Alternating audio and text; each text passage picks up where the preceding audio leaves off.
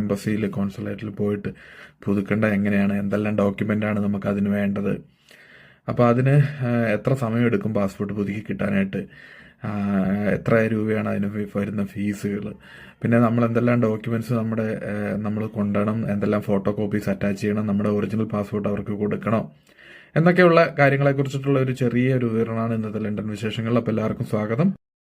അപ്പോൾ Indian passport നമുക്കിവിടെ ലണ്ടനിൽ വന്നതിന് ശേഷം നമ്മൾ എക്സ്പയറി ആയി കഴിഞ്ഞു, അല്ലെങ്കിൽ നമ്മൾ ഒരു 1-2 മാസത്തിനുള്ളിൽ എക്സ്പയറി ആവാൻ പോവുകയാണ് അങ്ങനെ ഉള്ളൊരു കണ്ടീഷനിൽ നമ്മൾ ഇന്ത്യൻ കോൺസുലേറ്റിൻ്റെ ഹൈ കമ്മീഷണർ ഓഫ് ഇന്ത്യ എന്നുള്ള വെബ്സൈറ്റിൽ പോവുക, ഗൂഗിൾ ചെയ്യുക, അതിൽ പോയിട്ട് നമ്മൾ അതിൻ്റെ ആപ്ലിക്കേഷൻ ഫോം ഫില്ല് ചെയ്യുക എന്നുള്ളതാണ് ഫസ്റ്റ് സ്റ്റെപ്പ്.